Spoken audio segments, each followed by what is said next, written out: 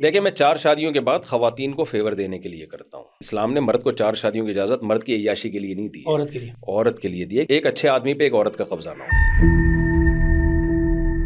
عالم مفتی کے نام پہ بھی 2 نمبر ہی بہت ہے. ریلائبل ایک ادارہ ہونا چاہیے, اس کے فارغ التحصیل مفتی ہونے چاہیے, ان سے مسئلہ پوچھا جائے. فلسطین کا معاملہ چل رہا ہے, یہ سیاسی لوگوں کا کام ہوتا ہے, تو ان کی میں سمجھتا ہوں یہ بہت بڑی ذمہ داری ہے کہ گورنمنٹ پہ بھی دباؤ ڈالیں اور فوج پہ بھی دباؤ ڈالیں کہ بھئی آپ بھرپور طریقے سے فلسطینیوں کے حق میں آواز اٹھائیں.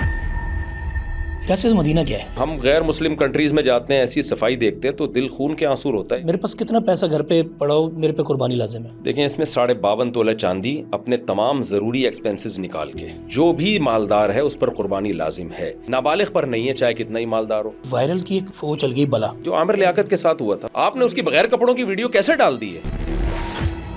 اس پہ تو میں سمجھتا ہوں کہ پھانسی ہونی چاہیے, اتنا بڑا جرم ہے یہ. میرے موبائلوں سے لوگوں نے نمبر نکالے, ایک خاتون تھی طلاق یافتہ, گھر کی تھا کوئی بندہ, جب دیکھا تو وہ کوئی ریلیٹو تھا جاننے والا.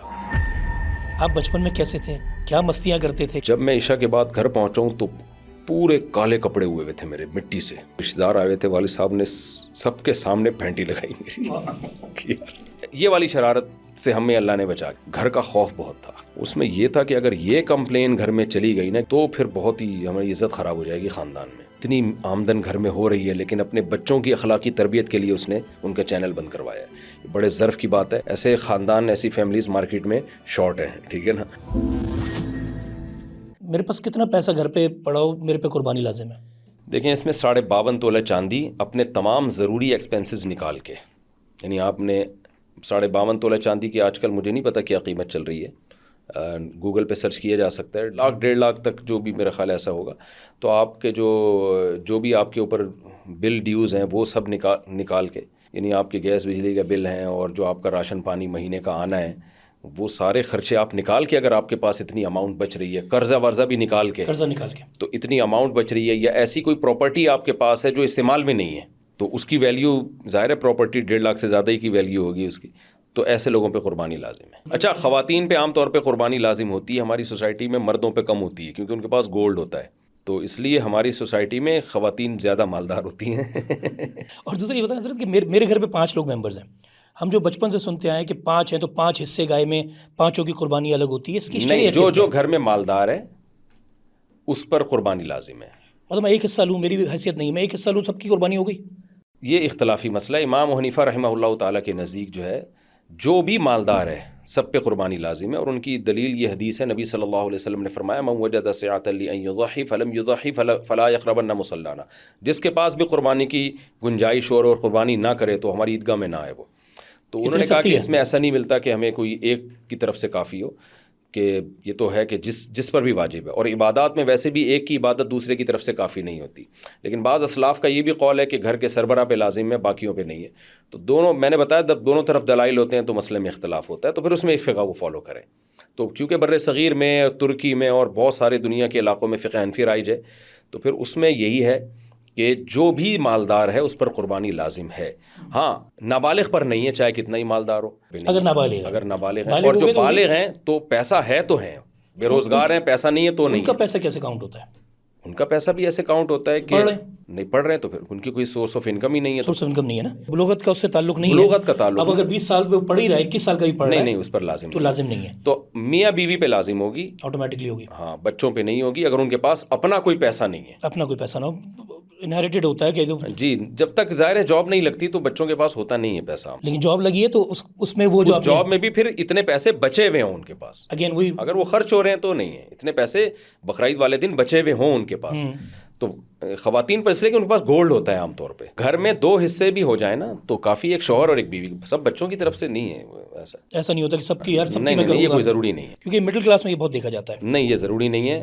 لوگ اس چکر میں چھوڑ دیتے ہیں کہ ہم پہ اتنی قربانی آئیں گی, ڈر جاتے ہیں نا, خوف. اب تو ویسے ہی ڈر کم ہے کہ 10 لاکھ کا جانور ہو گیا ہے. جی. ایک صاحب جن کی بیٹیاں ہیں, مطلب میری رشتہ دار ان کی بیٹیاں ہیں, جب ان کی اپنی ڈیتھ ہوتی ہے تو جو ان کی جائیداد ہے وہ ان پہ ڈائریکٹلی انہیریٹ نہیں ہوتی, وہ ان کے اگر بھائی زندہ ہیں ان کے تھرو ان کو دی جاتی ہے. نہیں, ایسا کچھ نہیں ہے. دیکھیں میں تو شریعت کا مسئلہ بتاؤں گا, جس کی ڈیتھ ہو گئی تو اگر بیٹا نہیں ہے اس کا, صرف بیٹیاں نہیں ہیں, تو 2/3 یعنی 66% بیٹیوں کو ملے گا. ٹھیک ہے. اور 12.5% جو ہے وہ بیوہ کو ملے گا ان صاحب کی, اور اگر والدین ہیں تو باقی پھر والد اور والدہ میں جائے گا، اور اگر والدین نہیں ہیں تو پھر جو تھوڑا بہت بچے گا وہ بھائیوں میں جائے گا، بھائی بہنوں میں، جو مرحوم ہیں ان کے بھائی بہنوں میں۔ تو ایسا کچھ نہیں ہے کہ وہ ان کے بھائی کو تو ملے ہی نہیں نا، وہ تو وارث ہی نہیں ہے نا۔ ایگزیکٹلی۔ تو جب بیٹیاں ہیں تو بیٹیاں کو اور بیوہ کو دیا جائے گا، اور مرحوم کے اگر والدین بھی ہیں تو ان کا بھی حصہ ہوگا اگر کچھ بچتا ہے۔ اگر والد ہیں تو پھر تو بھائیوں کو نہیں جائے گا، اگر والد نہیں ہے تو پھر جو مرحوم کے جو بچے گا وہ مرحوم کے بھائی وہ کو کتنا پرسنٹ ہے؟ دیکھیں 66.66% بیٹیوں کا حصہ نکل بیٹیاں گیا، آگے 12 12.5% بیوہ کا حصہ نکل گیا، 78 تقریباً۔ اور اگر والدہ ہیں تو چھٹا حصہ، یعنی ٹوٹل کو 6 پہ ڈیوائڈ کریں گے وہ والدہ کا۔ ٹھیک ہے، اور نہیں ہے؟ نہیں ہے، والدین اکثر نہیں ہوتے، تو وہ لازم ہے وہ جانا ادھر؟ وہ پھر جو پھر بچے گا پھر وہ مرحوم کے جو بھائی اور بہنیں ہیں ان میں ڈیوائڈ ہوگا، لیکن وہ بہت تھوڑا ہی ہوتا ہے، لیکن ہے شریعت میں۔ جی ہے، اس کے علاوہ شریعت کچھ نہیں کہہ رہی اس پہ کوئی نہیں ہے کہ بیٹیاں ادھر سے جا کے مانگ رہی ہیں، اب ان کے آپس میں جھگڑا ہے۔ نہیں، اگر اس کا بھائی اب لا یہ غلط اگر بنا ہوا ہو تو مجھے نہیں پتا، اس کا وہ وکیل شریعت بتائیں گے نہیں آپ کو، شریعت میں نہیں میں تو ہے، شریعت لازمی کورٹ کی ذمہ داری ہے کہ وہ سعودی عرب میں ایسا ہوتا ہے کہ میت کو جیسے ہی دفن کرتے ہیں نا، کورٹ انوالو ہوتی ہے، گورنمنٹ انوالو ہوتی ہے کہ ان کے سارے اثاثے لے کر آؤ، اور وہ گورنمنٹ کی سربراہی میں ڈیوائڈ کیا جاتا ہے۔ ہمارے یہاں تو 20-30 سال گزر جاتے ہیں، پتہ ہی نہیں ہوتا۔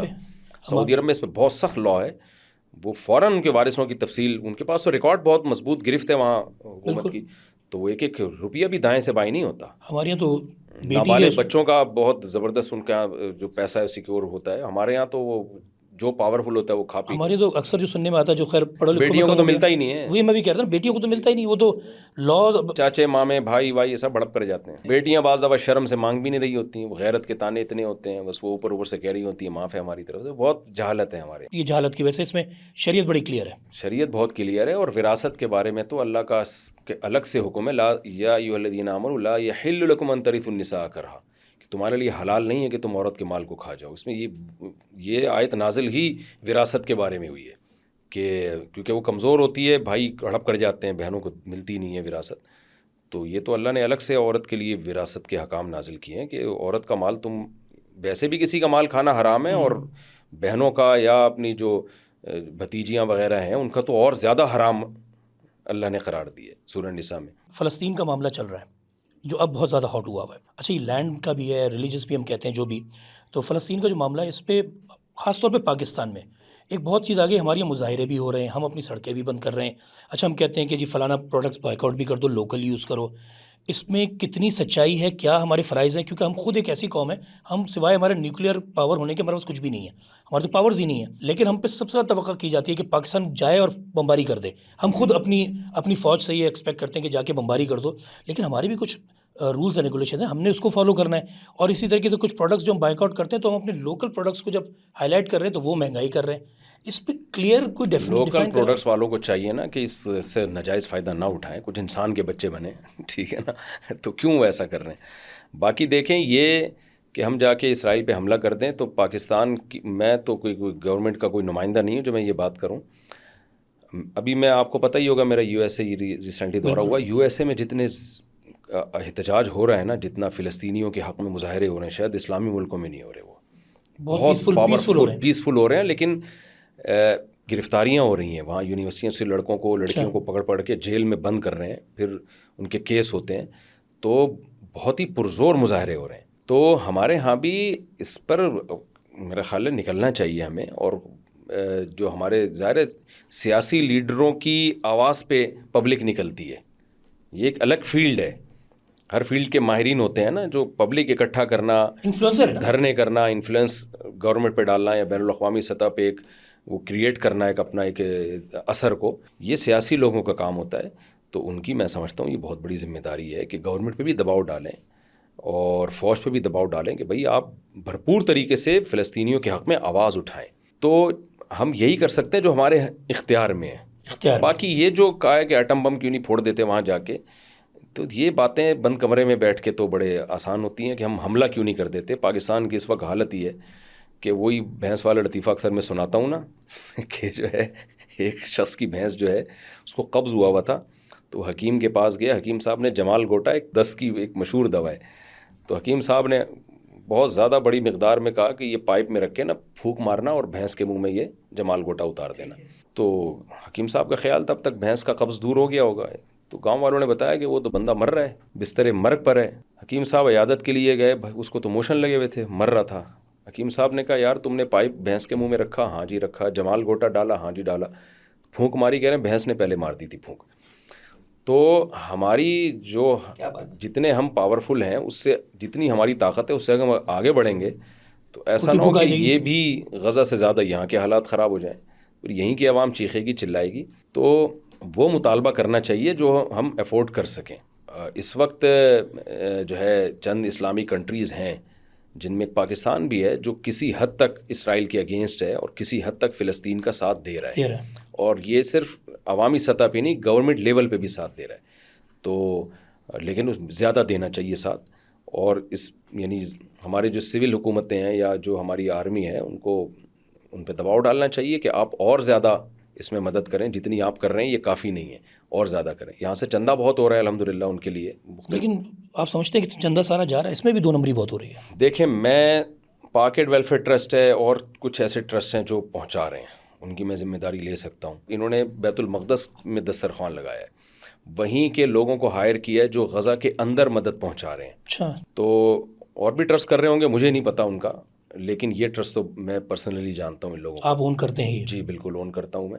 تو کوئی بھی جس پر آپ کو اعتماد ہو، اب ہم تو جا تو سکتے نہیں ہیں نا وہاں پہ، یہ مسئلہ ہے۔ تو اب جو ہم کر سکتے ہیں ہم وہ کریں، جو نہیں کر سکتے اس میں ہم کیا، یعنی اس میں ہم دعا ہی کر سکتے ہیں۔ نظر تو رکھیں نا، ہم ایسے ہی بانٹ دیں۔ نظر ایک رکھنا آدمی چندہ کرنے دروازے پہ آیا کہ ہم، یہ تو 100% غلط ہے۔ دیکھیں ہوتا یہ ہے کہ جب کوئی ڈیزاسٹر ہوتا ہے نا، اس میں فراڈیوں کے بڑے چانسز زیادہ ہیں، بہت زیادہ نہیں، بہت مزے ہو جاتے ہیں۔ آج تک سیلاب کے ہم چندے دے رہے ہیں، سیلاب کے نام پہ جو چندہ خوری ہوئی ہے نا، ہم جب گئے تو بعض ٹرسٹ بڑے فراڈی ہیں، صحیح نا، بعض ٹرسٹ ایسے ہیں جب ہم گئے تو دیکھا ہے تو کچھ بندہ ہی نہیں ہوتا اکثر بلکہ میں کہوں گا۔ تو پاکستان میں تو بلیک منی کو وائٹ کرنے کے لیے ٹرسٹ بنایا جاتا ہے، بعض ٹرسٹ ہیں بڑے ڈرامے بازیاں کر رہے ہیں اور کام ان کا دھیلے کا بھی نہیں ہے، شو بازیاں بہت ہیں۔ ہمارا فرض ہے نظر رکھنا، ہمارا فرض ہے نظر رکھنا، جو آپ کو ریلائبل ٹرسٹ لگے، جن کو آپ دیکھو قریب سے جا کے، ان کے سسٹم کو دیکھو، سفر کرو۔ آپ اپنا پیسہ اگر پھینکنا ہی ہے تو یار ایسے نالے میں پھینک دو آپ، تو ہماری یہ ذمہ داری ہے۔ اب میں کراچی کی، ٹپکلی کراچی کے 2 سوال پوچھوں گا، ایک جس پہ آپ اکثر ذکر، ایک جگہ میں نے سنا بھی تھا، ایک جو یہ قتل عام ہو رہا ہے کراچی کے نوجوانوں کا، آپ نے بڑے سختی سے اس پہ ایک بات بولی تھی، میں دوبارہ ریپیٹ کرواؤں گا۔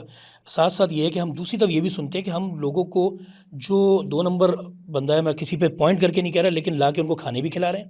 اس پہ کیا ہمیں رولز کیا فالو کرنے چاہیے کہ کس طریقے سے کراچی کا بچہ بھی دیکھیں، یہ جو کھلا ڈلا کھانے کی دسترخوان لگ رہے ہیں، میں کسی ٹرسٹ کی نیت پہ شک نہیں کر رہا، ہو سکتا ہے ان کی اچھی نیت ہو تاکہ غریبوں کو کھانا ملے، ان کی نیتوں پہ شک نہیں ہے، لیکن اس کا نقصان بہت زیادہ ہو رہا ہے۔ اپاہج بن رہے ہیں لوگ۔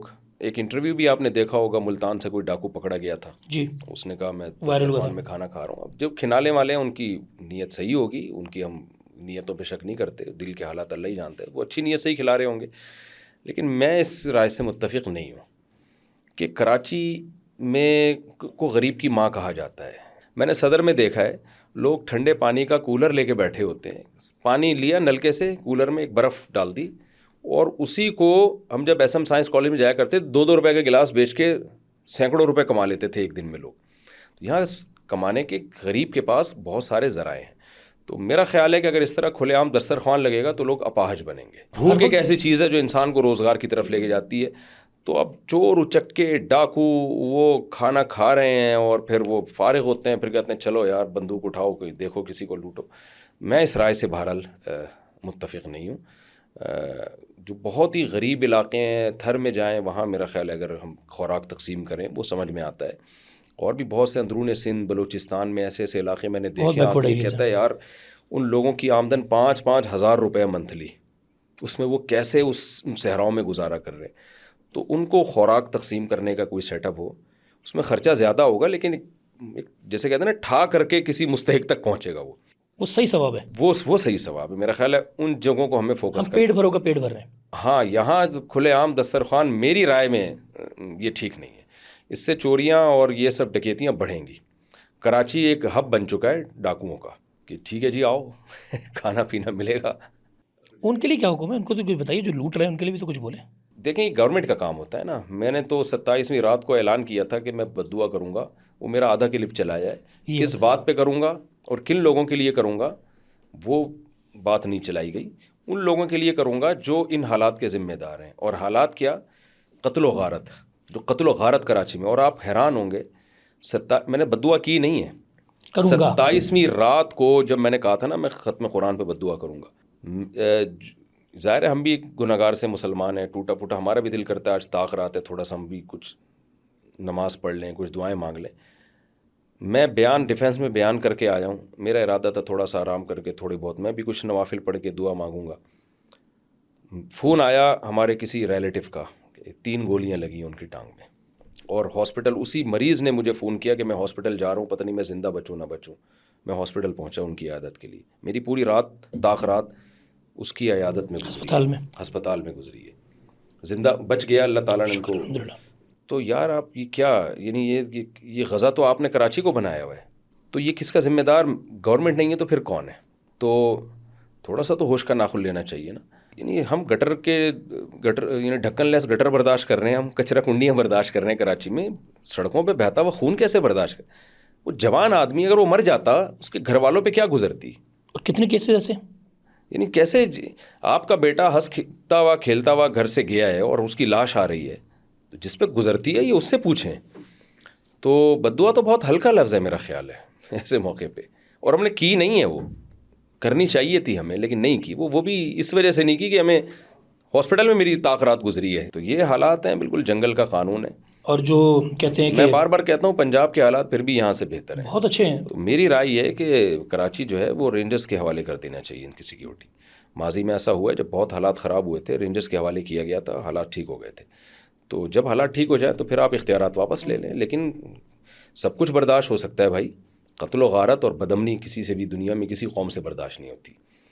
تو دنیا میں ہر جگہ بدامنی ہے لیکن اتنی نہیں ہے تو زیادتی ہوئی. اور یہاں کاسموپولیٹن شہر ہے آپ کا جو سب کے گھر چلا رہا ہے، آج بھی اس حالات میں بھی لوگوں کے گھر چلا رہا ہے، پورا ملک چلا رہا ہے. 70% بجٹ یہاں سے جا رہا ہے کراچی، پھر بھی ہم انسیف پورے ہیں، ملک کو 70% آمدن کراچی سے ہو رہی ہے، پھر بھی ہم امن سیف ہیں. تو آپ نے اس ملک کو جو آپ کی ریڑھ کی ہڈی کی حیثیت رکھتا ہے، آپ کے 70% جو ایکسپینسز ہیں یہاں سے پورے ہو رہے ہیں، تو قابل افسوس ہے. اس پہ اتنا بھی ہم نہ کہیں تو بڑی آئی تھی پھر بعد میں مجھے ادھر ادھر سے ہٹاؤ، یوں کرو، یہ فلانا کرو، ڈھمکانا کرو، ایسے.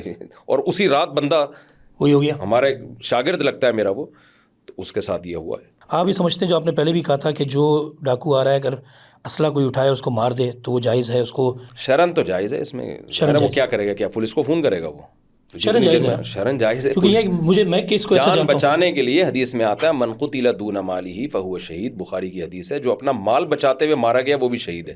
اور آپ صلی اللہ علیہ وسلم سے ایک صحابی نے پوچھا یا رسول اللہ کوئی مجھ سے میرا مال چھینتا ہے تو قتال کرتا ہے تو میں کیا کروں؟ آپ نے فرمایا تم بھی قتال کرو. پھر آپ نے فرمایا اگر وہ تمہیں قتل کر دے گا تم شہید ہوگے، تم نے اس کو قتل کر دیا تو وہ جہنم میں جائے گا. اور اچھا وہ اگر قتل کر دے نا تو یہ شہید بھی وہ والا شہید ہے جو میدان جنگ کا شہید ہوتا ہے، اس کو غسل اور کفن نہیں دیا جائے گا، اچھا انہی کپڑوں کے ساتھ زمین میں دفن کیا جائے گا، کیونکہ ڈاکو سے لڑتے ہوئے شہید ہوا ہے. تو اس کے وہی حکام ہے جو بارڈر پہ کسی اسلام دشمن سے لڑتے ہوئے شہید کے حکام ہے. پھر بھی ہم لوگوں کو کہتے ہیں بھائی آپ شہید نہ ہو، آپ کے پیچھے بچے بھی ہیں، آپ تو جنت میں چلے جاؤ گے، لیکن پیچھے پوری فیملی کا کیا ہوگا؟ تو آپ نہ لڑو، لیکن یہ کہ ڈیفینس تو کرنا ہے نا، بھاگ جاؤ وہاں سے.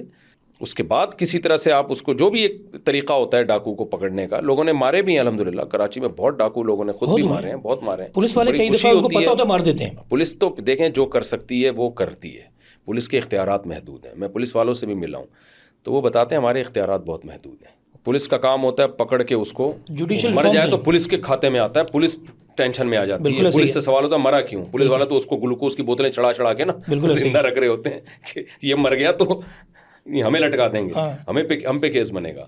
تو قانونی آپ کا جب ایسا ہے تو وہی ہے، رینجرز کو اختیارات دے دیے جائیں، پولیس کے اختیارات بڑھا دیے جائیں، تو میں سمجھتا ہوں ہمارے یہاں تو کہتے ہیں کہ اسلام میں ڈیموکریسی بھی نہیں ہے، تو پھر تو ہم بادشاہت لگا دیں، دے دیں قانون. دیکھیں اسلام میں ڈیموکریسی یہ والی نہیں ہے جو ہمارے یہاں چل رہی ہے کہ ایک جاہل اور ایک عامی آدمی کا ووٹ برابر ہے. اچھا، ایسا بھی نہیں ہے کہ ڈیموکریسی کی بالکل نفی کی جائے. حضرت ابو بکر رضی اللہ تعالیٰ عنہ کو ڈیموکریسی کے ذریعے منتخب کیا گیا تھا. اکثریت آپ کے ساتھ تھی لیکن وہ اکثریت سمجھدار لوگ تھے. تو ووٹنگ سسٹم اگر ہوتا بھی ہے نا تو ایک ایجوکیٹڈ آدمی کے ووٹ کی پاور زیادہ ہونی چاہیے اور ایک ان پڑھ کے ووٹ کی پاور کم ہونی چاہیے. ہمارے یہاں تو سب کا ووٹ برابر ہے اور آپ کو پتہ ہے لٹریسی ریشو بہت کم ہے، تو پھر ووٹنگ کی طاقت سے ہوتا ہے. پھر شف سرکار بھی ہے ہمارے یہاں، تو وہ ایک الگ سیٹ اپ چل رہا ہے ہمارے یہاں. یہ اس کو کیسے کنٹرول کریں گے؟ تو روز بڑھتے جا رہے ہیں شف اور پف، ہم کیا کریں، کس کے پیچھے جائیں؟ دیکھیں میں تو اس پہ نتیجے پہنچا ہوں ہمیں اسٹیٹ کو دیکھنا چاہیے، اچھا اسٹیٹ کا فائدہ کس میں، بس اس پالیسی کو سامنے رکھ کر پالیسیاں بنانی چاہیے۔ ہم state پاکستان میں کبھی بھی کامیاب جمہوریت رہی نہیں ہے، نہ رہے گی، اور بعض دفعہ جمہوریت کے کامیاب ہونے میں ہی ملک کا بیڑا غرق کا بھی خطرہ ہوتا ہے۔ اچھا لیڈر ہمیشہ ملتا بھی نہیں ہے، ٹرو۔ تو جو چل رہا ہے وہ سرکار کا کام ہے، وہ سرکار جانے، ہم کیا کریں، ہم تو وہ کریں گے نا جو میرے اور آپ کے اختیار میں ہے۔ ٹیکس دے رہے ہیں، تو ٹیکس دے رہے ہیں ہم، اور کیا ہمیں جو ٹیکس ہم کا ریٹرن مل رہا ہے؟ ٹیکس کا ریٹرن تو کسی کو بھی نہیں پاکستان میں مل رہا میں تو ایک ایسا لیکن اب سوال میں پوچھوں یہ گا، تو لیکن نہیں کہوں گا کہ ٹیکس ہی نہ دیں آپ، ایگزیکٹلی اس میں سے نے تو کہا اور کہہ بھی نہیں سکتے نا، ہاں نئے چوریاں، چکر شروع ہو جائے گا ہاں کہ بل نہ دو، ٹیکس نہ دو، نہیں اس سے ملک کو اور بیڑا غرق ہو جائے گا، افراتفری پھیلے گی، نقصان اور پھیلے گا، اس سے آپ نقصان نے اچھی زیادہ بات کی، ہوگا۔ اسٹیٹ کو فالو کریں۔ اسٹیٹ کو بچانے کی فکر کریں فی الحال ہم، میں کہتا ہوں یار جمہوریت نہ ہو بھلے آمریت ہی ہو، کم از کم رسپانسبلٹی تو ہوگی نا کسی شخص کی ایگزیکٹلی، کہ یہ کر رہا ہے۔ ابھی تو آمریت ہے اور لیبل جمہوریت کا لگا ہوا ہے، اور کبھی جمہوریت ہوتی ہے تو پھر اس کے پاس اختیارات ہی نہیں ہوتے۔ آپ کو اب پی ٹی آئی کا دور تھا، ہمیں پتہ ہی نہیں چل رہا تھا کون سے کام کا عمران خان ذمہ دار ہے، کون سے کام کا ذمہ دار وہ نہیں ہے۔ اتنے پیچیدہ سسٹم ہے نا یہاں پہ۔ ایمریٹ سے، متحدہ امارات سے ایک صاحب آئے، عربی تھے وہ، وہاں بہت بڑی پوسٹ پر ہیں وہ، ان سے میری گپ شپ ہوئی، انہوں نے کہا کہ ہمارے ہاں یو اے ای میں ایک ذرا سی بھی چوری بھی ہوتی ہے نا، ہمیں پتہ ہے اس کا ذمہ دار کون ہے۔ بالکل ایسے ہی، تو انہوں نے کہا تمہارے ملک میں کئی سال رہا ہوں، مجھے نہیں آج تک پتہ چلا کہ یار اس شعبے میں اگر خرابی ہے تو اس کے ذمہ دار کون ہے۔ اس سے پوچھو، وہ کہتا ہے یہ میرا شعبہ نہیں ہے۔ میں اپنا ایک واقعہ سناتا ہوں نا، میری ایک دو 125 بائک چھن گئی، ڈاکوؤں نے چھین لی تھی مجھ سے۔ یہ بات ہوگی یعنی 2000 کی 2000 کی، 24 سال پہلے۔ میں فوراً بھاگا تھانے میں گیا، تو میں نے کہا بھائی یہاں مجھ سے 125 چھینی ہے، ڈاکو نے، ابھی قریب ہی ہیں آپ، چلیں۔ انہوں نے کہا لوکیشن بتاؤ، میں نے لوکیشن بتایا، انہوں نے کہا ہماری ذمہ داری نہیں ہے، ہمارا علاقہ ہی نہیں پڑتا۔ میں کیا یہ دیکھتا پھروں کہ کون سا تھانہ یہاں لگتا ہے۔ دوسرے تھانے گیا، انہوں نے بولا ہمارا علاقہ نہیں ہے۔ انہوں نے کہا فلاں جگہ چلے جاؤ۔ تیسرے تھانے گیا، تو جب میں اس تھانے میں گیا ہوں، انہوں نے مجھے موبائل میں بٹھایا، انہوں نے کہا جہاں سے چھینی ہے وہ جگہ دکھاؤ۔ میں نے کہا یار وہ بعد میں دیکھنا، پہلے جدھر کو بھاگے ہیں وہ جگہ دیکھو، اس کو پکڑ کے لاؤ، وہ خود ہی میں بتا دوں گا، کیونکہ وہ تو بہت دور نکل جائیں گے۔ انہوں نے کہا نہیں، پہلے وہ جگہ دکھاؤ جہاں سے چھینی ہے۔ تو الٹا جا رہے ہیں نا، وہ بھاگ گیا جس نے چھینی تھی، ڈاکو جا رہے ہیں اس سے الٹا۔ راستے میں ان کی موبائل پنچر ہو گئی، پھر وہ پنچر لگانے میں جو پورا مجھے ایسا لگ رہا تھا ڈاکوؤں کو باقاعدہ بھاگنے کا موقع دیا جا رہا ہے۔ اچھا وہ پھر پنچر لگا، تو پھر اس کے بعد وہ جگہ لوکیشن دیکھی، انہوں نے کہا ہاں یہ ہمارا علاقہ رکھتا ہے، یہ ہماری رسپانسبلٹی ہے۔ تو ٹھیک ہے اب بتاؤ کدھر کو گئے تھے؟ میں نے کہا اب تک تو وہ دوسرے صوبے، خیر ہم نکلے تو اس میں نے چونکہ ٹائمر وغیرہ لگایا ہوا تھا، چور لاک لگایا ہوا تھا، تو مجھے بائک نظر آ گئی، وہ مل گئی الحمدللہ۔ اتنی تگودت آپ نے کی، وہ تو اللہ کی طرف سے مل گئی۔ لیکن جیسے تھانے کو نہیں پتا ہوتا نا کہ اس علاقے سے چوری ہوئی، عامی آدمی کو نہیں پتا ہوتا، ہمارے ہاں یہاں بھی یہی ہے کہ گٹر کا ڈھکن کس کی ذمہ داری ہے، یہ کچرا کس کی ذمہ داری ہے۔ بہت ہی کمپلیکیٹڈ، بہت ہی پیچیدہ نظام ہے، تو صدارتی نظام ہونا چاہیے۔ یہی اس بات ہوتی ہے کہ صدارتی نظام ہونا چاہیے۔ امریکہ میں صدر ہر چیز کا ذمہ دار ہے، تو اس میں اختیارات اس کے پاس زیادہ ہوتے ہیں صدر کے پاس، تو رسپانسبلٹی بھی اس کی ہوتی ہے۔ ہمارے پاس اختیارات بہت زیادہ تقسیم ہے، اور جب کسی کی ذمہ داری آتی ہے وہ چینج ہو جاتا ہے، اس کا ٹرانسفر ہو جاتا ہے، تو بہت ہی پیچیدہ یہ اس نظام میں آپ بالکل کوئی خیر کی امید نہ رکھیں۔ لیکن ہم جو بار بار یہ سنتے ہیں کہ ریاست مدینہ کیا ہے، ہم کس کو فالو کریں؟ دیکھیں ریاست مدینہ تو بہت نعرے لگے ہیں اس پر، اور ہو سکتا ہے بنانے کی کوشش بھی کی گئی ہو، لیکن ریاست مدینہ کا مطلب یہی ہے کہ ایک اسلامی فلاحی ریاست ہو، جس میں لوگوں کی حقوق ہوں، جس میں امن ہو، صفائی ہو۔ سب سے پہلے تو اسلام صفائی سے شروع ہوتا ہے نا۔ بہت اچھی بات، یعنی نبی صلی اللہ علیہ وسلم کے پاس جب کوئی غیر مسلمان ہونے آتا تھا نا، سب سے پہلے اس کو غسل کا حکم دیا جاتا تھا۔ کیا بات، اسلامی احکام شروع ہی کتاب الطہارہ سے ہوتے ہیں۔ تو ہم غیر مسلم کنٹریز میں جاتے ہیں، ایسی صفائی دیکھتے ہیں تو دل خون کے آنسو ہوتا ہے یار، جو ہمارے مذہب کا حصہ تھا وہ تو ان لوگوں نے لے لیا، اور ہم تو اتنے میلے کچیلے ہو گئے۔ تو صفائی ہی کر دیں یار، امن قائم کریں۔ وہ ہے نا قرآن میں ابراہیم علیہ السلام نے دعا مانگی تھی، رب اجعل ھذا البلد آمنا، اے اللہ شہر کو امن والا بنا دے۔ تو مکہ کے لیے حضرت ابراہیم نے جو سب سے پہلی دعا مانگی، اللہ امن والا بنا۔ تو پیس، امن، صفائی، یہی اس جو ایک ریاست مدینہ کی لوازمات ہیں، لوگوں کے حقوق محفوظ ہوں وہاں پہ۔ گوئنگ ٹورڈز دی اینڈ، مفتی صاحب یہ بتائیے، ہم اس پہ آتے ہیں کہ ایک وائرل کی ایک وہ چل گئی بلا کہ وائرل کرنا ہے ہر چیز وائرل کرنی. مفتی صاحب کے بیان بھی وائرل ہوتے ہیں. یہ وائرل کو ذرا ڈیفائن کریں, وائرل میں ہو کیا رہا ہے؟ میں نے ابھی چند دنوں پہلے دیکھا ایک بندہ جو تھا وہ اچھے خاصا گرون اپ, وہ بچوں کو گالیاں سکھا رہا ہے, اور نیچے جب میں دیکھ رہا ہوں تو 2.4 ملین وائرل ہوئے تھے, اس سے اس کو ڈالرز بھی مل رہے ہوں گے. یہ ساری کمائی اس پہ جا رہی ہے, یہ وائرل کی. میں آپ کو اس سے زیادہ سنگین واقعہ سناتا ہوں. 3 سے 4 دن پرانا واقعہ ہے. ایک لڑکا 22-23 سال عمر, وہ میرے پاس آیا, اس کی آنکھیں سوجی ہوئی تھیں رو رو کے نا, اور میرے پاس آ کے بھی ہچکیاں لے کے رو رہا تھا. میں ملاقات کا ٹائم دیتا ہوں, ایک ہے اس کے بغیر ملتا نہیں ہوں, لیکن وہ بغیر وقت کے آیا تو میں ہی نہیں مل رہا تھا. پھر ہمارے جو اسسٹنٹ ہیں انہوں نے بتایا کہ یہ خودکشی کرنے جا رہا تھا اور بچا ہے, اس کو بچایا گیا ہے. زہر پیا تھا اس نے خودکشی کرنے کے لیے, لیکن بچ گیا. تو میں نے کہا یار لے کر آؤ, یہ تو بہت ہی امپورٹنٹ کیس ہے. اس نے کہا کہ میرے ساتھ 5-6 سال پہلے کچھ لڑکوں نے بدکاری کی کوشش کی اور اس کی ویڈیو بنا کے وائرل کی ہے, آج وائرل کی ہے. اب جب بھی میں گزرتا ہوں نا, مجھ پہ انگلی اٹھتی ہے کہ یہ وہ لڑکا ہے جس کے ساتھ یہ ہوا تھا. تو کہہ رہے ہم اچھے خاندان کے لوگ ہیں, یعنی کوئی 2 ٹکے کی عزت نہیں رہی ہے. لوگ جن لوگوں نے کیا وہ تو بھاگے ہوئے ہیں. میں نے اس کو پھر سائبر کرائم کا بتایا کہ آپ کیس کریں. جو ایک عام آدمی کو کیا پتا سائبر کرائم کا, اور کیا پہنچ بھی نہیں ہے. اگین پھر آپ نے تھوڑی پہلے کہا تھا کہ ڈپارٹمنٹ آپس میں لڑ جاتے ہیں. اب اس پہ کیا گزر رہی ہے, یعنی ایک تو اس کے ساتھ زیادتی ہوئی ہے, اور پھر اس کی ویڈیو بنا کے وائرل کیا گیا. تو ٹھیک ہے, یوٹیوب سے فیس بک سے ہٹوائی جا سکتی ہے, واٹس ایپ سے کیسے ہٹائیں گے آپ؟ تو خدا کا خوف نہیں ہے اس پہ. میں نے تو اس کو بہت تسلی دی. میں نے کہا دیکھو ایک شور ہوتا ہے آہستہ آہستہ بھول بھلے. جو عامر لیاقت کے ساتھ ہوا تھا, اس کی بیوی نے جو حرکت کی تھی, یعنی افسوسناک بات یہ ہے کہ عامر لیاقت کا مذاق اڑایا جا رہا تھا, اس کی بیوی کو کوئی برا نہیں کہہ رہا تھا کہ یار یہ کوئی عورت ہے جو اپنے شوہر کے اس طرح جو میاں بیوی کے خاص معاملات ہوتے ہیں, بے تکلف ہوتے ہیں, آپ نے اس کی بغیر کپڑوں کی ویڈیو کیسے ڈال دی ہے؟ اس پہ تو میں سمجھتا ہوں کہ پھانسی ہونی چاہیے. اتنا بڑا جرم ہے یہ کہ اس پہ تو پھانسی کی سزا ہونی چاہیے. یہ کسی کی, یعنی قتل کرنے سے زیادہ بڑا جرم ہے یہ. عامر لیاقت کے کسی دوست نے مجھے بتایا, عامر لیاقت اتنی ڈپریشن میں تھا. دیکھیں عامر لیاقت سے میرے 100 اختلافات ہو سکتے ہیں, ان کی پرسنل لائف یا ان کی ذاتی شخصیت کے بارے میں بھی بحث نہیں کر رہا. میں تو ایک عمل کو بتا رہا ہوں کہ ایک عمل ٹھیک ہوا. کہ اس کے کسی ریلیٹیو نے بتایا کہ عامر بھائی کہتے تھے کہ یار میں کہیں سفر نہیں کر سکتا, میں کہیں جہاز میں بھی بیٹھوں گا نا, میری طرف انگلی اٹھاتے ہیں, یہ وہی ہے جس کی ویڈیو وائرل ہوئی تھی, یہ وہی ہے. یہ بات مجھے بھی کی تھی. بس اتنا سا لفظ کہنے والا ہنس رہا ہوتا ہے, یار یہ وہی ہے نا. آپ پہ کیا گزر رہی ہوتی ہے یہ وہ جانتا ہے جس پہ گزرتی ہے. تو اس لڑکے کی کیا عزت رہ گئی؟ وہ کہہ رہا بھی میرے باپ کو نہیں پتا ہے, جب میرے باپ کو پتا چلا تو وہ کیا کر لے گا, یعنی وہ تو مر جائے گا ہارٹ اٹیک سے.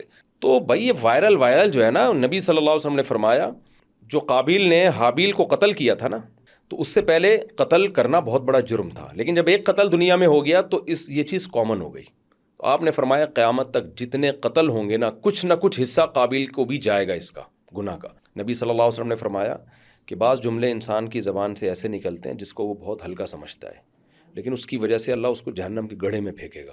تو جب بھی کوئی بری چیز وائرل کی جاتی ہے, نبی صلی اللہ علیہ وسلم کی صحیح حدیث ہے, من سنّ سنتن سیئۃ فلہ وزرها ووزر من عمل بها.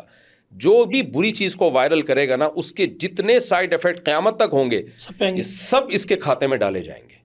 اور جو کر رہا ہے اس کے بھی, جو کر رہا ہے اس کے تو کھاتے میں ڈالے جائیں گے, جو اس کو وائرل کر رہا ہے اس کے کھاتے میں بھی ڈالے جائیں گے. یعنی علماء اس کی ایک مثال دیتے ہیں, ایک آدمی نے بیچ سڑک پہ نا جو ہے وہ گندگی ڈال دی, اور دوسرا اس کو ڈنڈی سے لے کے پوری سڑک پہ پھیلا رہا ہے. دو بڑا مجرم وہ ہے جو پھیلا رہا ہے, اس نے تو کم جرم کیا تھا کہ سڑک پہ گوبر پھینکا اس نے, پھیلانے والا زیادہ بڑا مجرم ہے. کوئی شخص بھی گناہ کرتا ہے, چاہے جان کر کرے چھپ کر کرے, آپ اس کو پھیلاتے ہیں یا اس کی نیگیٹو چیز کو جب آپ وائرل کرتے ہیں, گناہگار کو بھی گناہ ہوتا ہے, اتنا نہیں جتنا اس کی خبروں کو نشر کرنے والے کو گناہ ہوتا ہے. یعنی وہ 2 ملین لوگ جو وائرل کر رہے ہیں وہ سب کے اوپر ہے. اجازت نہیں ہے ہمیں, یہ بہت بڑا جرم ہے. دیکھیں اسلام نے کہا ہے کہ کسی کو زنا کرتے ہوئے بھی آپ نے دیکھا ہے تو 4 گواہ ہوں گے تو آپ گواہی دے سکتے ہیں, ادروائز نہیں, کیونکہ 4 گواہوں کے بعد اس پہ سزا جاری ہوگی. 3 گواہ نہیں گواہی کیوں نہیں دے سکتے کہ سزا تو جاری ہونی نہیں ہے, تو سوائے اس کو ذلیل کرنے کے آپ کا مقصد کیا تھا؟ تو الٹا ان کو 80 کوڑے مارے جائیں گے. تو ان کو کیوں مارے جا رہے ہیں؟ یہ جھوٹے تھوڑی ہیں, انہوں نے تو کسی کو بدکاری کرتے ہوئے دیکھا ہے. تو ان کو کس جرم میں کوڑے مارے جا رہے ہیں گواہوں کو؟ اس لیے مارے جا رہے ہیں کہ جب آپ کو پتا تھا کہ اس پہ کوئی شرعی سزا بنتی نہیں ہے تو آپ نے اس کو ایکسپوز کیوں کیا, کسی کی پردہ دری کیوں کیا آپ نے؟ تو اسلام میں کسی کے گناہ پہ سے پردہ اٹھانا یہ ہلکا جرم نہیں ہے, یہ بہت بڑا جرم ہے. تو لا تجسسو، قرآن کہہ رہا ہے تجسس مت کرو. لوگ موبائلوں میں گھس رہے ہوتے ہیں، آپ موبائل بیچ دیں تو جو موبائل کی شاپ والا ہے وہ سب سے پہلے جائے گا، لوگوں کی پرسنل ویڈیوز ریسائیکل بن سے مل جاتی وہ کرے گا، اور پھر اس کے بعد وہ وائرل کرے گا. چھوڑ دو بھائی دوسروں کی کیا، کس کی کیا ویڈیو وائرل ہوئی تھی، یہ آپ کا ٹاپک نہیں ہے، اس کو دیکھنا بھی حرام ہے. من سترہ سترہ اللہ او کما قال صلی اللہ علیہ وسلم، من ستر الناس سترہ اللہ او کما قال صلی اللہ علیہ وسلم. حدیث کا مفہوم ہے جو دوسروں کو عیبوں پہ پردہ ڈالے گا اللہ اس کے عیبوں پہ پردہ ڈالے گا، جو دوسروں کے عیبوں کو اچھالے گا تو اللہ بھی اس کے عیبوں کو اچھالے گا. تو جتنا ہم چاہتے ہیں نا ہماری پرائیویٹ زندگی ڈھکی رہے، ہم میں سے کون ہے جو یہ کہتا ہے میں اتنا پرہیزگار ہوں کہ مجھ سے کبھی تنہائی میں کوئی گناہ ہی نہیں ہوا، وہ بہت ہی فرشتہ ہوں. ہر شخص چاہتا ہے میری تنہائیوں کی چیزیں، میری برائیاں، میری خامیاں کسی کے ساتھ کوئی اس پر مطلع نہ ہو. تو جب ہم میں سے ہر شخص یہ چاہتا ہے میری برائیاں چھپی رہیں تو دوسروں کی بھی برائیوں کو ہمیں چھپانا چاہیے. تو یہ بہت بڑا جرم ہے. اور جب سے یہ میں آپ کو ایک مشہور آدمی ہوں نا تو میں بھی جہاں جاتا ہوں لوگ ویڈیو لے لے کے گھوم رہے ہوتے ہیں، اس سے اتنی اسٹریس اتنی ٹینشن ہوتی ہے. کچھ دن پہلے ایک دعوت میں تھا، اب چاروں طرف سے کیمرے، میں نے کہا یار ہر وقت نہ کیمرہ لے کے آدمی کبھی ناک میں انگلی گھما دیتا ہے صحیح ہے نا، اچھی بات صحیح ہے نا، نہیں گھمانی چاہیے، لیکن کبھی موڈ میں ہوتا ہے، کبھی عجیب سا منہ بنا ہوا ہوتا ہے اس کا، کبھی غصے میں ہوتا ہے. آپ کیوں 24 گھنٹے کرامن کاتبین کی طرح مسلط ہیں؟ لوگ یہ غیر مسلموں میں ہم نے دیکھا ہے بہت یہ ایٹیٹیوڈ ان لوگوں میں بہت ہیں. کوئی گورا سوال ہی پیدا نہیں ہوتا آپ کی پرمیشن کے بغیر آپ کی تصویر لے لے. یہاں پر ہے یہ ساری دیسی پن جو ہے نا اور سارا پینڈو پنا ہمارے ملکوں میں پتہ نہیں کیوں ہے. میں نے نہیں دیکھا یورپ میں، امریکہ میں کوئی شخص آپ کی ویڈیو پرمیشن کی. امریکہ کے ایئرپورٹ پہ ایک گورے نے آ کے مجھ سے کہا میں آئی ٹیک یور پکچر. میں نے کہا یس. اس کو کہیں یوٹیوب پہ دیکھا ہوگا، اس نے پکچر لی. دوسرے گورے کو نہیں پتا تھا کہ اس نے مجھ سے پرمیشن لے لی ہے. اتنی سنائی کھڑے کھڑے کہ آپ نے وداؤٹ پرمیشن ان کی پکچر کیسے لی، حالانکہ نہ وہ مجھے جانتا ہے نہ یہ مجھے جانتا ہے. یعنی وہ تو شاید میڈیا کے حوالے سے جانتا ہوگا. مجھے بڑا اچھا لگا کہ یار دیکھو ایک نے پکچر لی ہے تو دوسرا اس کو کہہ رہا ہے کہ آپ نے کیسے لے لی پکچر. تو ہمارے یہاں ہے ہی نہیں کوئی. اب وہ کیا ہوا، میں کھانا کھا رہا ہوں، وہ سیلیڈ رکھا ہوا تھا، میں نے کھایا، مجھے وہ لگا نا کہ تصویر کھینچنے کی آواز آئی. میں نے کہا یار یہ ذرا مجھے دکھائیں کیا ہے. آدھا منہ میں آدھا منہ سے باہر ہے، اور یہ لگ بھی جاتی بتاؤں، اور یہ بہت وائرل ہوتی 4-5 ملین آ جاتی. یار آپ کیا یہ کر رہے ہیں کہ کھاتے ہوئے آدمی کی ویڈیو بنا رہے ہیں، کبھی لقمہ گر رہا ہوتا ہے منہ سے، کبھی کیا ہوتا ہے. لوگوں میں نہیں ہے، فوٹوگرافس ایسی ہوتی ہیں کہ آپ کسی سے بات کر رہے ہیں ریاکشن کچھ اور آ رہا ہوتا ہے. نبی صلی اللہ علیہ وسلم کی حدیث ہے المسلم من سلم المسلمون من لسانہ و یدہ. مسلمان وہ ہے جس کی زبان ہاتھ سے دوسرے مسلمان محفوظ رہیں. تو یہ سوسائٹی میں حج بھی کر لیں گے، عمرہ بھی کر لیں گے، نماز روزے کی بھی تھوڑی بہت فضیلت ہے. انسانیت ہماری سوسائٹی میں ختم ہو چکی ہے. میں سمجھتا ہوں شاید میں بھی اس میں برابر کا مجرم ہوں. میں کوئی اپنے آپ کو نیک ثابت نہیں کر رہا، لیکن ہم لوگ من حیث القوم اخلاقیات میں بہت ہی نیچے گر ہیں. لوگوں کی پرائیویسی، کسی کے آرام کا خیال، کسی کی جو ہے پرائیویسی متاثر نہ ہو. کسی کو موبائل پکڑا دو آپ کے گیلری میں گھسے گا سب سے پہلے، وہ ایس ایم ایس دیکھنا شروع کرے گا آپ کے. میرے موبائلوں سے لوگوں نے نمبر نکالے. ایک خاتون تھی طلاق یافتہ، تو انہوں نے چونکہ جامعۃ الرشید میں ایک مسئلہ بھیجا ہوا تھا فتویٰ، تو اب چونکہ میرے ریفرنس سے آیا تھا سوال، تو میں نے ان کا نام طلاق یافتہ اور کسی کنٹری کا نام بھی نا باہر ملک سے آیا تھا تاکہ مجھے یاد رہے ان کو، پھر میں واٹس ایپ کر دوں. تو کہیں کسی نے میرا موبائل لیا ہوگا، میں نے جیسے پکڑا دیا کہ یار یہ جو ہے وہ دیکھ لو کیا، اس نے جا کے نمبر نکالنا شروع کر دی. ٹھرکی تھا کوئی بندہ. تو یہ طلاق یافتہ خاتون نے مجھے کہا کہ آپ نے میرے نمبر کسی کے ساتھ شیئر کیا. میں نے کہا قطعاً ایسا نہیں، میں سوال ہی پیدا نہیں ہوتا. پھر انہوں نے بتایا کہ یہ اس نمبر سے مجھے شادی کے پیغامات آ رہے ہیں. جب دیکھا تو وہ کوئی ریلیٹیو تھا جاننے والا. اس نے 2 منٹ کے لیے میرا موبائل لیا اور جا کے، تو ٹھرکی تھا نا، کوئی رشتہ تلاش کر رہا تھا. یار آپ کو چاہیے تو مجھے بتا دو کہ یار مفتی صاحب یہ طلاق یافتہ ہے. شروع آپ نے کہا تھا نا کہ ڈھکے چھپے الفاظ میں رشتہ بھیجو، ہی ڈھکے چھپے الفاظ تھا. تو اگر ہے بھی تو آپ مجھے بتائیں. وہ تو ریلیٹیو خاتون تھیں، اعتماد کرتی تھیں، تو الحمدللہ ان کو پتا تھا یار مفتی صاحب یہ حرکت نہیں کر سکتے. میں نے کہا اگر آپ کسی نے پیغام بھیجنا ہوتا تو میں ڈائریکٹ بول دیتا کہ یہ ہے. تو خیر وہ قابل اعتماد تھیں، وہ بدگمان نہیں ہوئی مجھ سے. لیکن یہ ہماری سوسائٹی میں ایک کامن ہے. اینڈ رزلٹ یہی ہوا کہ جو میں نے آپ جہاں سے شروع کی تھی، وائرل جو بھی چیز ہے اگر وہ نیگیٹو ہے، کسی کو نقصان پہنچا رہی، اس سے ہونے والی کوئی بھی آمدنی وہ حرام ہے. بالکل 100% کیونکہ مونیٹائزیشن ہے. جی بالکل ایسے ہم مونیٹائزیشن کے لالچ میں کرتے ہیں, خوش ہوتے ہیں میری 5 ملین ویوز آئیں. جی وہ 5 ملین اگر آپ کی ناک میں گالیاں ڈالنے سکھا سے کے آ رہے آئیں ہیں یا گالیاں سکھانے سے آئیں تو وہ ڈالر وہ روپیز. میں ناک میں انگلی گھماتا نہیں, ایک مثال دے رہا مثال میں ہوں کہ اگر کوئی کر رہا ہو بعض لیکن نیگیٹیوٹی بتا رہا ہوں, دیٹ از اے نیگیٹیوٹی کہ آپ کو کسی نے مطلب میری کھینچی. فار ایگزامپل جی میں اکثر اپنی دیکھتا ہوں, ایک بندے نے تصویر لگائی, وہ خود تو بہت چھا رہا تھا, میں برابر میں ٹیڑھا آ رہا تھا, کہہ رہے ہیں بڑی وائرل ہوئی ہے. میں نے کہا بھائی مجھے تو آپ نے غلط وائرل کر دیا. اچھا کمال کی بات ہے, ایسی چیزوں کی آمدنی ہوتی بہت ہے. یہی تو رونا ہے, اسی بات کا رونا. آپ جائے جس ویڈیو پہ پاکستان میں خاص ہوئے گالی والی ویڈیو جو بتا رہا ہوں 40,000 تو اس کے پہلے دن تھے, ایک دن پتہ چلا اتنے لاکھ ہو گئے ہیں. میں نے کہا یار بچوں سے گالیاں بکوانا, انہوں نے کہا جی وائرل ہوتی ہے. تو میں نے کہا وائرل تو پھر آپ ایک کام کریں. مجھے ابھی وہ چترال کے 2 بچے تھے جن کے والدین نے ان کو ویڈیو بنانے سے منع کر دیا, آپ نے دیکھا ہوگا, جن بچوں کی بہت ویڈیوز وائرل ہو رہی تھی. وہ ویڈیوز دیکھ کے میں سمجھتا تھا کہ یہ بچے خراب ہو رہے ہیں. دیکھو اوور کانفیڈنس اپنے وقت سے پہلے یہ بچوں کو خراب کر دیتا ہے. تو میں نے سوچا تھا میں بیان میں ان کے والد کو جو بھی آیا کہ اس نے کروں گا, روک دیا یہ سوچ کے کہ والد کو اپریشیٹ کروں گا کہ اتنی آمدن گھر میں ہو رہی ہے لیکن اپنے بچوں کی اخلاقی تربیت کے لیے اس نے ان کا چینل بند کروایا ہے. یہ بڑے ظرف کی بات ہے حالانکہ کہ گوگل نے ان کو بچوں کانٹیکٹ کی کیا تھا. اخلاقی تربیت کو زیادہ فوکس کیا جا رہا ہے پیسوں پہ. ایسے خاندان ایسی فیملیز مارکیٹ میں شارٹ ہیں, ٹھیک ہے نا, کمائی پہ زیادہ ہے. یہ کمائی پہ زیادہ ہے, حالانکہ وہ بچے خراب ہو جاتے ہیں. ایک ایج ہوتی ہے نا, اتنے چھوٹے بچے جب اتنا ان کو وہ فیم ملنا شروع ہو جائے, اب میچور وقت سے پہلے میچور ہو رہے ہیں, اس کا نقصان ہوتے ہیں آگے چل کے.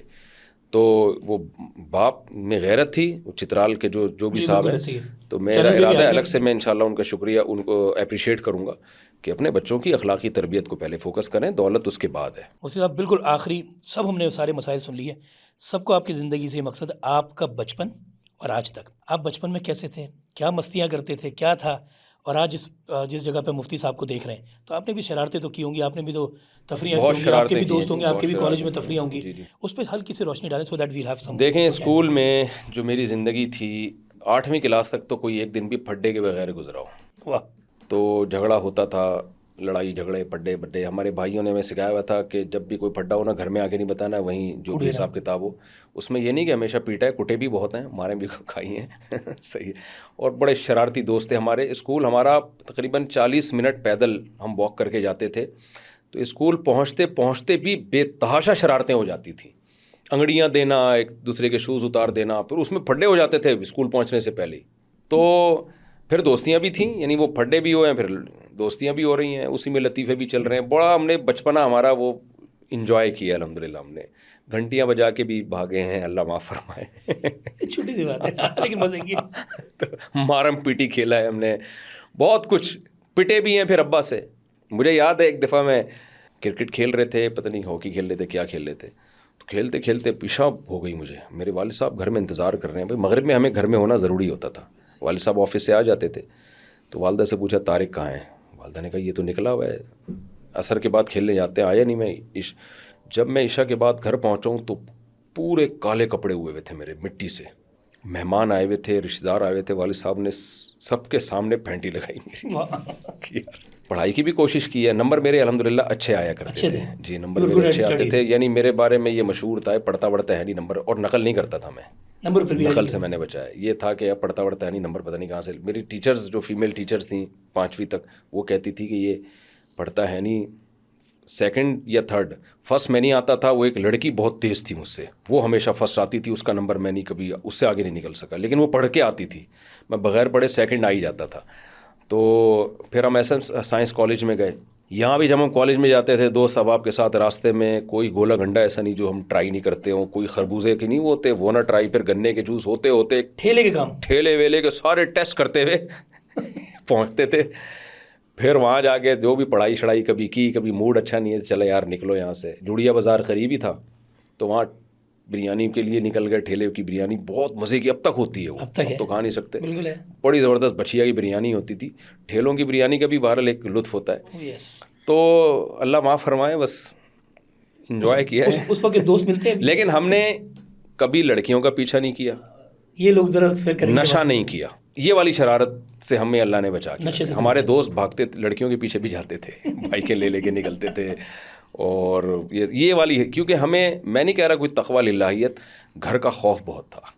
میرے 2 بڑے بھائی تھے, والد صاحب تھے, اس میں یہ تھا کہ اگر یہ کمپلین گھر میں چلی گئی نا, کسی لڑکی کو چھیڑا ہے تو پھر بہت ہی ہماری عزت خراب ہو جائے گی خاندان میں. میری فیملی الحمدللہ اچھی فیملی ہے, پڑھے لکھے لوگ ہیں سارے. تو یہ کمپلین ہمارے گھر میں اللہ کا شکر ہے کبھی نہیں گئی کہ ہم نے لڑکیوں کا پیچھا کیا ہو یا آنکھ وانکھ مارنے کی کوشش کی ہو. یہ چھچوری حرکتیں اس زمانے میں بھی بہت تھیں, یہ والی ہم نے نہیں کی. یہ اللہ نے بچایا, میرا کمال نہیں ہے. یہ پیچھے خاندان کا بہت ایک روب تھا, دبدبا تھا. اس میں یہ تھا کہ یار اگر گھر میں بم تو منہ دکھانے کے قابل نہیں رہیں گے کسی کو.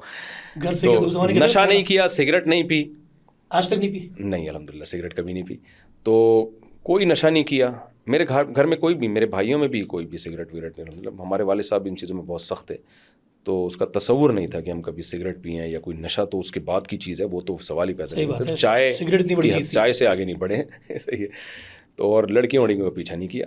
لیکن آج بھی وہ دوست ملتے ہیں پرانے, آتے ہیں؟ ہاں بہت ملتے ہیں, بچپن میں ساتھ آتے ہیں. وہ تو بڑے حیران بھی ہوتے ہیں. اور آپ کو پتہ ہے جو بچپن میں دوستیاں ہوتی ہیں مزے کی وہی ہوتی ہیں, وہی ہے نوسٹلجیا, تکلف انہیں سے ہوتا ہے انسان. وہ پہنچتے ہیں آپ کے پاس. جی جی. اور وہ فالوئنگ میں آئے آپ کی؟ ہاں بالکل فالوئنگ میں آئے, ملنے بھی آتے ہیں. میں بھی بعض دفعہ میں خود ملنے بھی جاتا ہوں, اپنے ٹیچر سے بھی میں ملنے جاتا ہوں, جو پرانے ٹیچرز ہیں جن کا مجھے پتہ چلتا ہے کہ فلاں جگہ رہتے ہیں فلاں, تو میں ملتا ہوں ان سے.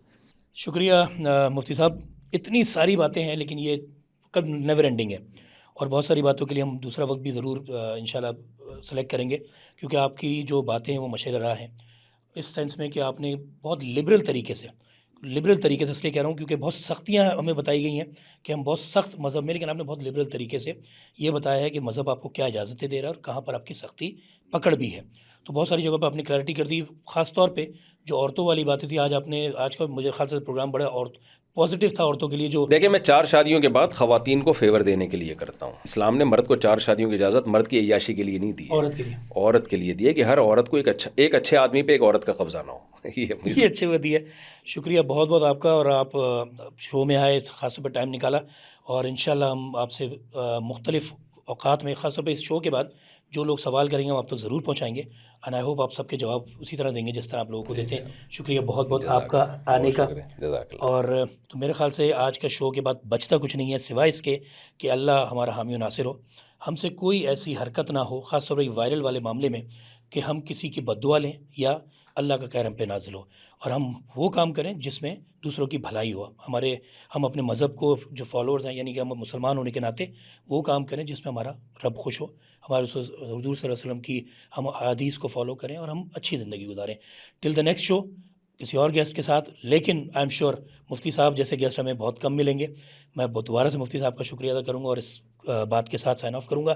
ضرور دیکھیے گا شو, اور اپنے کامنٹس میں ضرور لکھیے گا. اگلے پروگرام تک کے لیے فی امان اللہ, اللہ حافظ. پاکستان زندہ باد.